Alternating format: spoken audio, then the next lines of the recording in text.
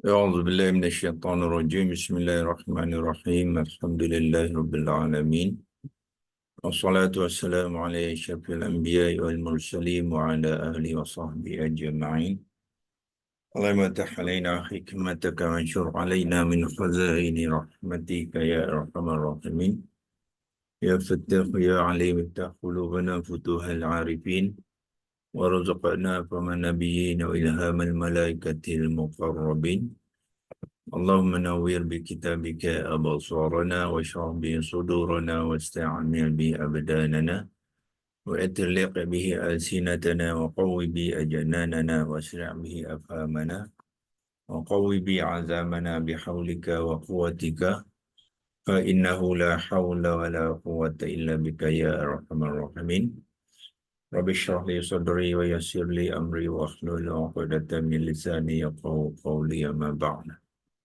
Jadi kita seperti biasa kita mulakan dengan mengucapkan kesyukuran sekali lagi kepada Allah Taala. Dengan kita menzahirkan kesyukuran kita, kita memohon agar Allah akan sentiasa membantu kita, sentiasa berdekatan dengan kita, ya, untuk membantu dan menambahkan lagi keazaman dan usaha kita untuk menguasai bahasa Al-Quran, ya, kerana Al-Quran itu adalah sumber utama untuk kehidupan kita. Ya, kalau kita gagal dalam menguasai sumber ilmu utama, maknanya kemungkinan besar hidup kita ni tidak begitu baik, ya. Jadi penting kita nak pastikan tuan-tuan dan puan-puan, termasuk saya juga dan juga rakan-rakan kawan-kawan kita, ahli keluarga kita nasihatkanlah, ya, mereka agar semasa Allah membagi lagi umur kita ni untuk menguasai bahasa Al-Quran ni, supaya kita dapat melihat kembali apakah perkara-perkara yang kita sudah terlepas pandang selama ni, ya. Sebab kita tidak memahami Al-Quran, kita akan dapati banyak perkara rupanya kita telah, ya, terlepas pandang. Yang terbaiknya ialah kita bukan saja mengenal kalimah dan mengenal ayat-ayat dan memahami ayat-ayat yang kita baca, tapi yang lebih baiknya kalau kita boleh mulakan usaha menghafaz, ya, ayat-ayat Quran tu, mulakan dengan ayat-ayat yang pendek dan surah-surah yang pendek, supaya kita mahu Al-Quran tu berada bersama kita setiap masa, ya. Kita ibaratkan kita ni ada scholar mengatakan kita ni sepatutnya walking Quran, ya, ataupun living Quran. Jadi biar Al-Quran tu berada di dalam minda dan hati kita, supaya segala perbuatan kita dan pemikiran kita akan tercetus daripada Quran yang kita, ya, yang kita simpan di dalam hati dan dalam minda kita, ya. So maknanya kalau kita nak berbahas ataupun membincangkan atau berkongsikan Al-Quran tu datang daripada kita sendiri, iaitu sebab kita sudah memeliharanya. Hafazan ni maknanya proses pemeliharaan, ya. Pemeliharaannya kita pelihara dia di dalam minda dan hati kita, dan kita boleh berkongsikan pada rakan-rakan kita setiap masa, ya. Tak payahlah kita nak tunggu kena buka dulu Al-Quran, buka kitab, ataupun pergi balik dulu ambil Al-Quran, ataupun kita pergi ke masjid ambil Al-Quran, ya. Itu maknanya boleh tetapi kurang, ya, kurang baik lagi lah, ya. Yang terbaiknya lah biar kita usahakan pelan-pelan lah, ya. Daripada sekarang mulakan dengan ayat-ayat yang kita telah fahami dan kita telah mengenal kalimah tu, hafal dia tiap-tiap hari, baca dalam sembahyang, ya. Apabila tuan-tuan sembahyang, sama ada berjemaah ataupun bersendirian. Yang selepas bacaan surah Al-Fatihah tu boleh bacakan ayat-ayat yang tuan-tuan telah mula membuat hafazan. Ya. Hafazan bermakna menghafal dan juga mengenal setiap kalimah dan ayat. Itu namanya hafazan. Kalau kita hafal saja tapi tak kenal kalimah, tak kenal ayat tu, belum lagi dia nama hafazan. Itu baru namakan hafalan. Maknanya kita hanya menghafal di bibir saja. Tapi kita tidak mengetahui apa yang kita hafal. Ya. Bagi contoh, ramai yang kita hafal surah Al-Fatihah. Tetapi bila ditanya apakah ayat dan surah yang kalimah yang dibaca dalam Al-Fatihah tu, ramai yang tidak mengetahui. Ya. Sebab dia diajar dulu secara hafalan saja. Sekarang ni QHS Academy nak mengubah ya pendekatan tu, hafalan tidak mencukupi. Ya. Kita kena masuk ke peringkat hafazan. Dah lama sangat kita dengan Quran. Dengan Fatihah tu sudah bertahun-tahun. Ya. Jadi kita menghafal dia dan kita mesti kenal setiap kalimah di dalam surah Al-Fatihah. Mulakan dengan surah Fatihah. Kalau tuan-tuan belum lagi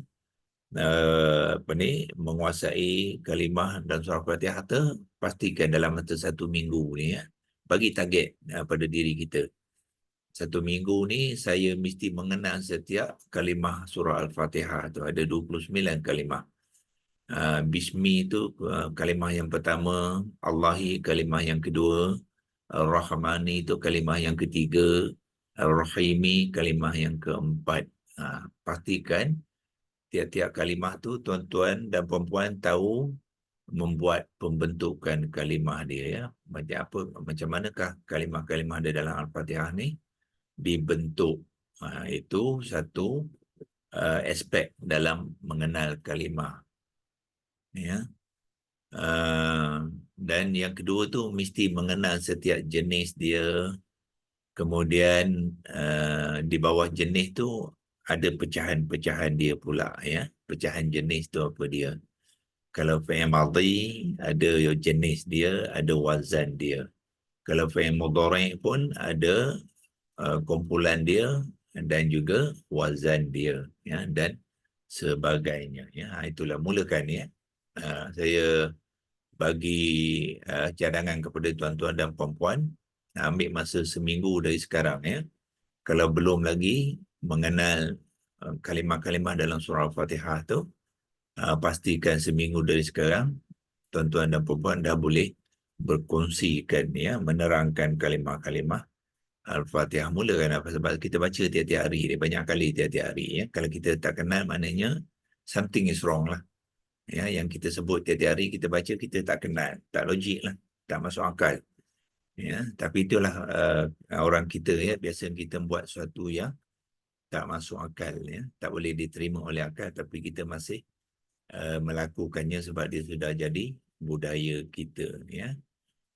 Islam tak menggalakkan kita dalam keadaan begitu ya. Islam menggalakkan kita untuk memperbaiki diri kita dari aspek ilmu ni daripada satu tahap ke satu tahap yang lebih baik ya. Jadi tak boleh kita selamanya menghafal, membaca tapi kita tidak mengenal ya. Itu tu kena tutup chapter tu, bab tu kena tutup. Itu apa, chapter lama kata. Chapter baru ialah hafazan, mesti mengenal ya, dan memahami ayat-ayat yang kita baca tu dan renungi apa yang sebenarnya Allah nak sampaikan kepada kita. Mulakan dengan surah Al-Fatihah. Jadi ada 2 homework ya untuk tuan-tuan yang mengikuti kelas ni. Pertama, dalam masa 1 minggu ni pastikan kenal semua kalimah-kalimah. Ada 29 kalimah, kita boleh bilang ya. Dalam ayat-ayat itu ada 29 kalimah Al-Quran. Yang pertamanya mesti boleh menerangkannya ya. Kalau maknanya kalau besok kalau saya tanya ke tuan-tuan ya, tuan-tuan bila masa saja boleh menjawab. Kalimah ketiga dalam surah dalam ayat ke-6 contohnya Al-Mustaqimah ya. Al-Mustaqimah. Jadi tuan-tuan bila-bila masa dia boleh berkongsikan apa dia Al-Mustaqimah tu. Jenis dia apa ya. Sebagai contoh, al-mustaqimah ni adalah apa? Isim fa'il. Ya, isim fa'il wazan ke-10 yang mansub, dan dia berperanan sebagai isim sifat kepada kalimah as-sirata. Itu sebagai contoh ya. Itu maknanya kita mengenal dan boleh berkongsi menerangkan kalimah tu, dan juga peranan dia di dalam ayat tu yang membawa erti yang lurus ya, yang erti ya. Itu sebagai contoh ya. Nah, itu yang pertama ya. Yang keduanya, homework untuk surah Al-Fatihah ni, tuan-tuan boleh menulisnya ya, menulis jawinya. Ada ayat tu, ayat Arab dia tu, Quranan Arabian tu, daripada ayat pertama sampai ayat ketujuh ya, boleh menulisnya tanpa melihat. Mula-mula tu masa nak praktis buat latihan tu tak apalah ya, tulis satu-satu tengok, tapi akhirnya dalam masa seminggu ni yang saya bagi apa ni, tugasan ya pada tuan-tuan dan puan-puan. Dalam masa seminggu ni ada 2 homework. Sebab kita ni kadang-kadang kita tak bagi homework, kita leka ya, kita apa, dengar saja ya, daripada satu hari ke satu hari, tapi akhirnya besok bila kita tanya tak tahu. Itu masalah orang kita ya. Banyak yang dalam keadaan tu, keadaan lalai ya. Jadi kita kena kemaskan pembelajaran kita ya, dengan membuat latihan, dengan meletakkan satu tugasan ataupun sasaran ya. So ini saya bagi tugasan ya dalam masa seminggu ni. Seminggu makna apa? Hari ini Jumaat ya. Sampai Jumaat minggu depan ya. Tuan-tuan boleh mengenal setiap kalimah di dalam surah Al-Fatihah tu ya. Mungkin nanti saya akan tanya ya, adalah daripada apa senarai ini, mungkin saya akan tanya tuan-tuan ataupun puan-puan cuba terangkan salah satu daripada kalimah surah Al-Fatihah tu ya, iaitu penerangan ya. Yang keduanya, boleh menulisnya. Maknanya kalau besok saya nak cek, dia panggil tuan ke puan ke, tolong tuliskan ya. Kalau boleh share screen sekali lagi cantik lah ya. Pembelajaran kita ni secara digital. Share screen, cuba tuliskan, gunakan papan kekunci Lexilogos yang saya biasa gunakan tu. Sekarang ni cuba tuliskan ayat yang ke-6, ihdinas siratal mustaqim. Boleh tak?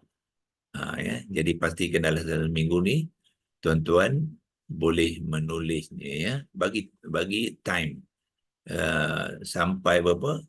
Tak lebih daripada 10 minit ya, untuk menghabiskan menulis ayat 1 hingga 7. Ini standard ya, standard yang digunakan oleh QHS Academy untuk mengukur, kita kata kita dah kenal dan kita mahir. So kalau surah Fatihah tu kita kata kita kenal mahir, pertamanya dia boleh mengupas dan berkongsikan setiap kalimah tu. Yang keduanya, kita suruh menulis ayat-ayat itu ya. Ayat yang daripada ayat pertama Bismillahirrahmanirrahim sampai ujung ayat ke-7 ya, iaitu ghairil maghdubi alaihim waladdallin, amin tu. Gunakan Lexilogos ni on the screen tu, tuliskan untuk saya tengok ya, dalam tidak melebihi 10 minit. 10 minit tu maknanya semua betul. Ya. Kalau salah kena betulkan tu, dia akan memakan masa lah lagi. So, maknanya setelah menulis dan cek semuanya betul, mengambil masa tidak lebih daripada 10 minit. Ini tuan-tuan boleh buat sendiri ya, praktislah sendiri. Ya, jadikan sasaran sendiri ya. Walaupun nanti saya tak cek, saya tak tanya pun tak mengapa. Tapi yang pentingnya ialah tuan-tuan sendiri yang ambil inisiatif tu untuk memperbaiki ya keadaan kita dengan ayat-ayat Al-Quran ya. Itu sebagai tugasan ya. Ini rasanya tugasan yang kedua. Tugasan yang pertama dulu saya bagi untuk tuan-tuan mengenal ayat surah Muhammad ayat ke-7, ya. Ya ayyuhallazina amanu in tansurullaha yansurkum wa yusabbit aqdamakum. Dan pada masa sama saya juga kongsi dengan tuan-tuan satu hadis daripada Nabi, riwayat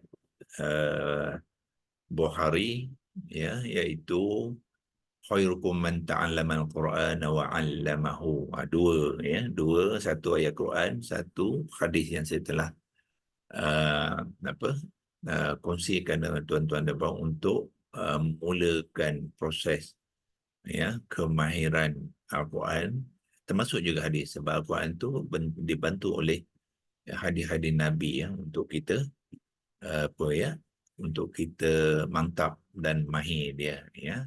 Itu sambil kita belajar mengenal kalimah-kalimah dalam ayat-ayat lain ni, pastikan tuan-tuan ada sasaran sendiri, ya, yang perlu kita buat latihan dia supaya kita uh, akan bertambah baik daripada satu masa ke satu masa, ya. Dalam Quran banyak Allah kata innallaha yuhibbul muhsinin. Allah itu sangat menyayangi orang-orang yang muhsin. Muhsin ni maknanya orang yang berbuat baik, kebaikan, dan sentiasa memperbaiki amal kebaikan dia. Ya, itu dinamakan muhsinin, dan Allah sangat suka, ya, mereka yang dalam kategori ini. Ya, biarlah kita rasakan kita dalam kategori al-muhsinin, ya, insya-Allah. Okey, hari ini kita teruskan perkongsian untuk kalimah yang kedua di dalam ayat 19 surah Al-Fatihah, iaitu kasayyibin, ya, kasayyibin. Okey, kalau kita tekan di sini kasayyibin tu, tuan-tuan akan lihat ada dua komponen dia. Komponen so kalau kita nak buat penerangan dari segi komponen, kita akan dapati ada dua komponen yang warna biru dengan warna yang macam ni, warna gold lah, ya, dia macam warna emas sikit tu.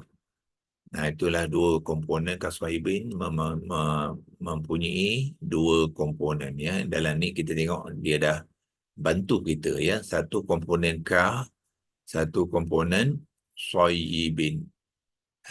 So satu komponen yang dipanggilkan kata depan tu ialah sebenarnya adalah apa?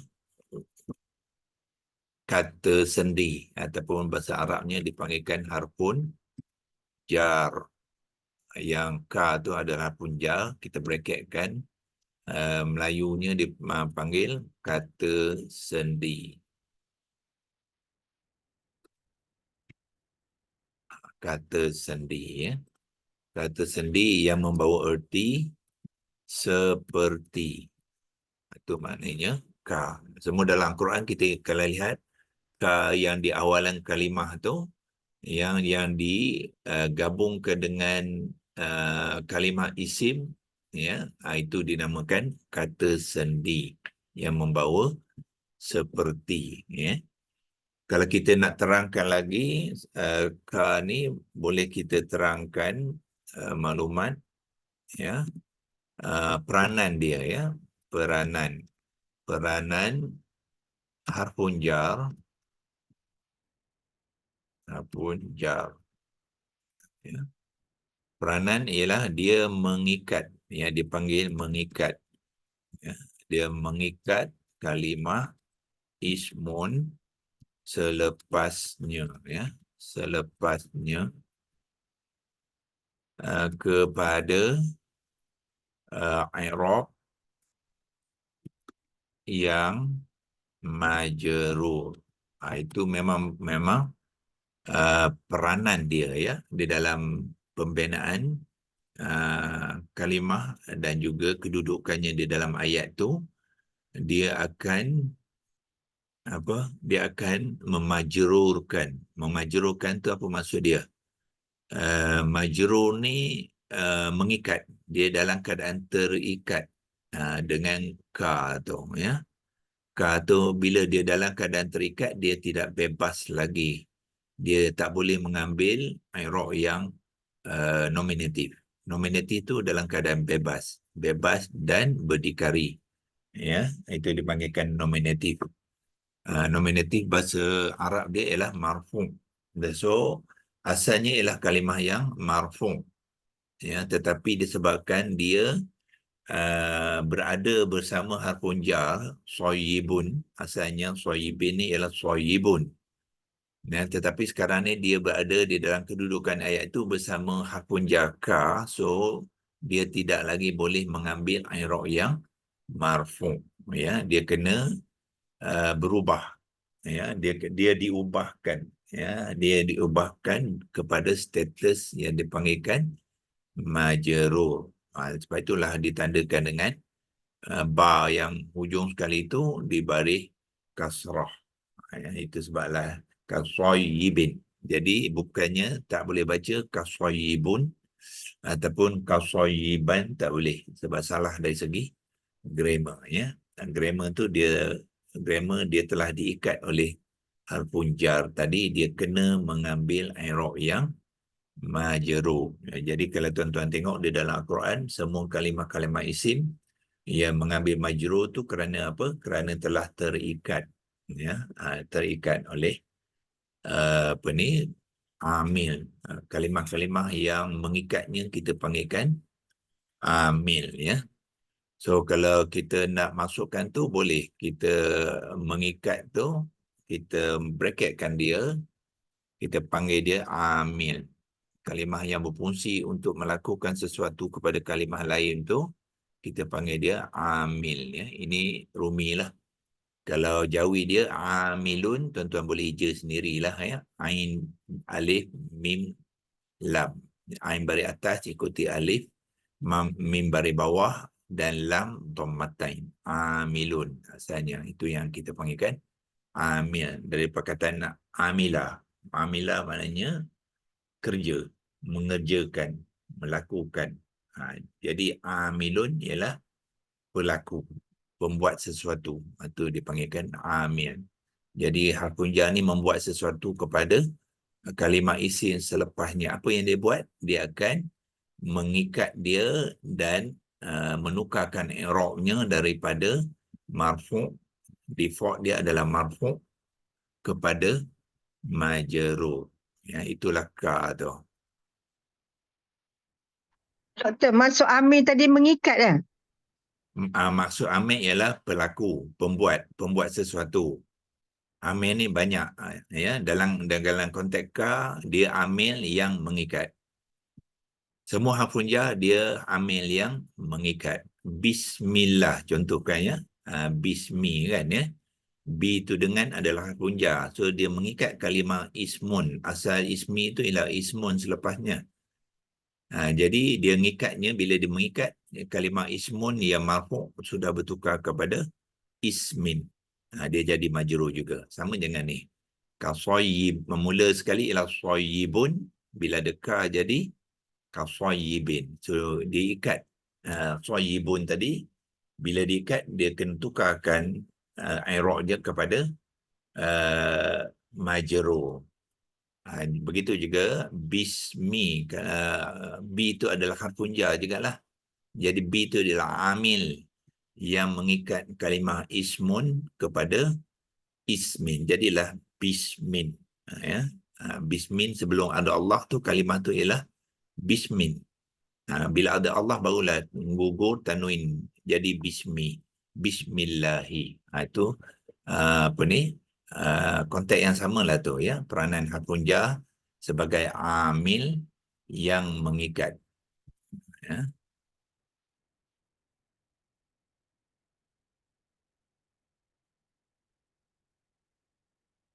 Okey, kita arrowkan yang ni untuk apa ni? Yang penerangan ni adalah untuk kalimah yang pertama, iaitu ka tu ya, sebelah kanan.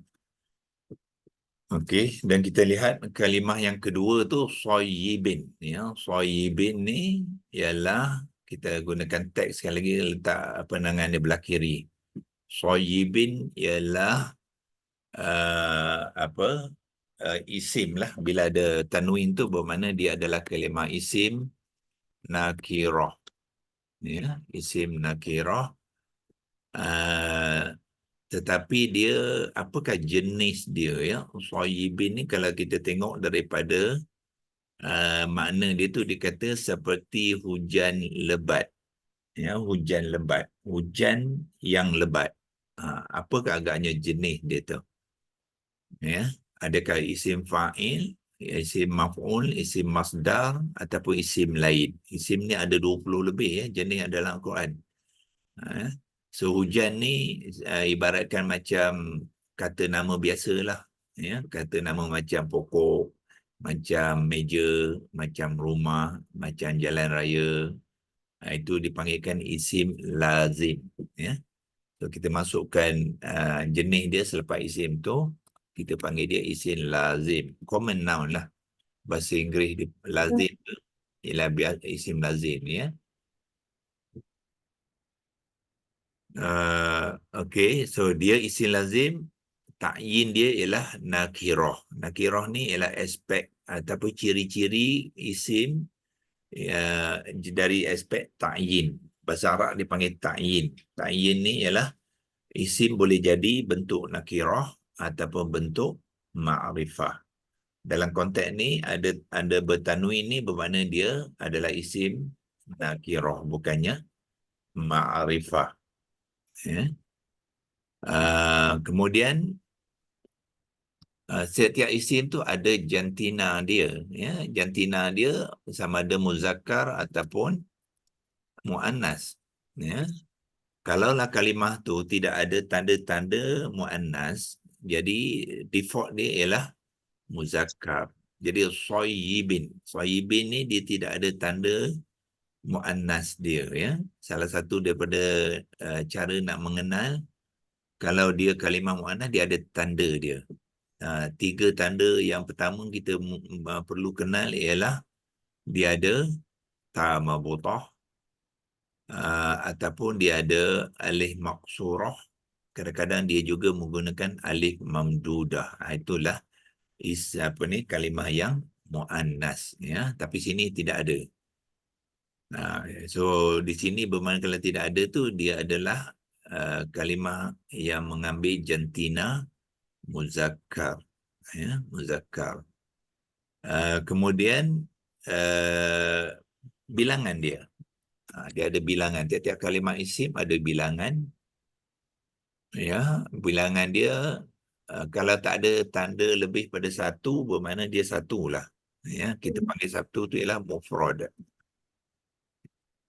Maknanya dia dari segi bilangan mufrad, ya. Kalimah isim, tuan-tuan nanti kalau yang mengikuti kelas insentif asas kita, mula kita belajar mengenal kalimah isim ni, kita akan belajar ciri dia, ya.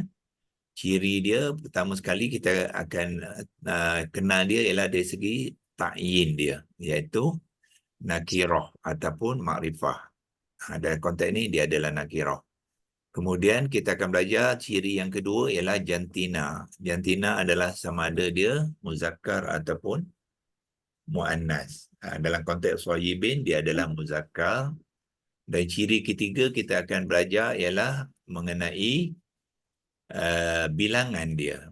Bilangan dia boleh jadi singular, boleh jadi dua, musanna ataupun jamak.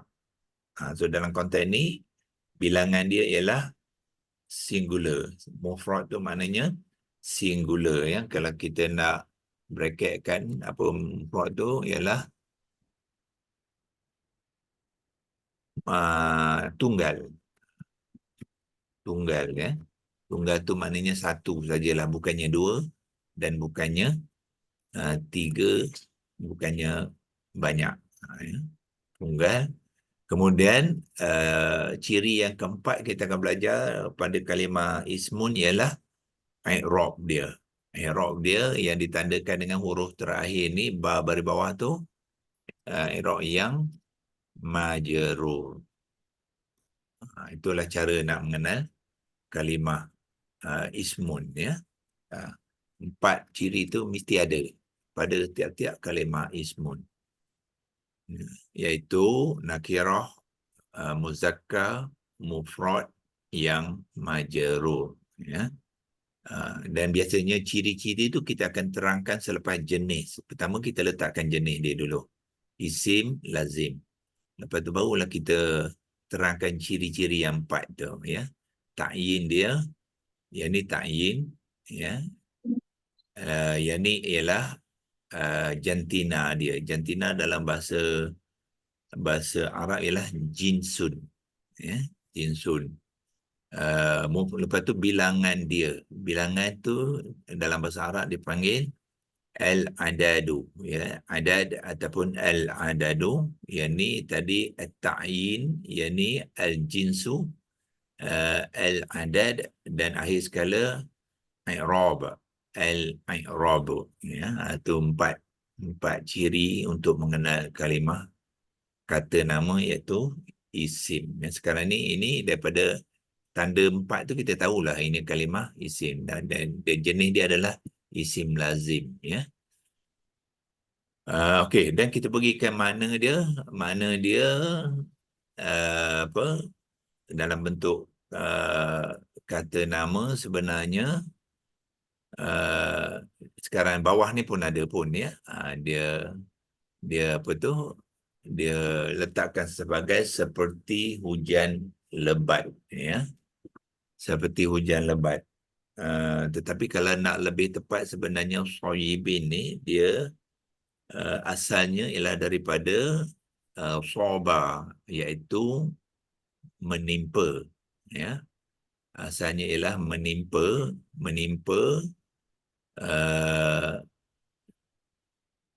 bila ditimpa tu mesti ada benda yang menimpa dia ya. Dalam konteks ni ialah yang menimpa dia tu ialah hujan lebat. Jadi nak jadikan dia dalam bentuk timpaan ya, timpaan yang timpaan oleh hujan. Hujan ni sebenarnya hujan lebat lah ya, hujan lebat. Itu. Jadi nak menerangkan bila gunakan soyibin ni dia bergantung kepada kalau manusia tu ditimpa oleh hujan yang lebat. Ya, kalau tanah ya, tanah tu ditimpa oleh hujan yang lebat ya, atau dimaksudkan soyibin. Okey. Ini untuk permulaan ya perbincangan kita supaya kita dapat mula-mula mengenal dia.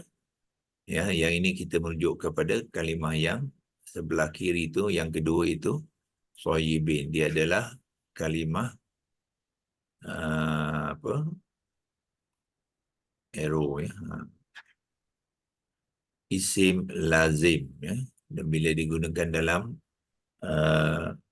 hujan lebat tu dia adalah isim lazim nakirah muzakkar mufrad yang majrur, yang membawa erti bukan saja sebenarnya hujan lebat ini terjemahan ya yang digunakan dalam, tapi sebenarnya yang lebih tepat tu ialah timpaan ya oleh hujan lebat ke atas mereka yang Allah nak ceritakan kepada kita, iaitu masaluhum tu ya. Masaluhum hari pertama saya telah mengenalkan masaluhum tu adalah mubtada' dia di dalam ayat ini yang tidak dinyatakan di dalam ayat dia. Jadi mereka-mereka itu sebenarnya dalam keadaan ditimpa oleh hujan lebat ni, itu maksud dia au kasoyibin ya.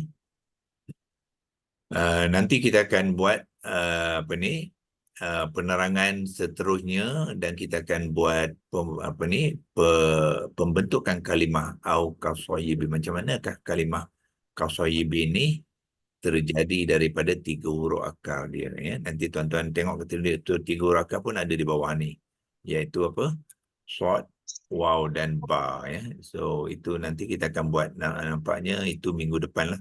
Sekarang ni hari Jumaat ya, kita akan membincangkan pembentukan kalimah tu. Setelah kita dah menerangkannya, lepas tu kita akan buat pembentukan kalimah dan kita akan terjemahkannya, ya. Terjemahkannya dalam konteks ayat itu, ya, insya-Allah. Okey, untuk hari ini kita berhenti di sini saja, sudah 7:51, ya, dan kita simpan dia dalam print screen. Sekiranya kita nak buat rujukan sekali lagi ataupun kita nak perbaiki maklumat yang telah kita kumpulkan, ya, di sini, ya, insya-Allah. Sebelum kita membuat penerangan selanjutnya, kita akan buat rujukan kepada digital Al-Quran yang kedua kita gunakan, corpus.quran.com tu.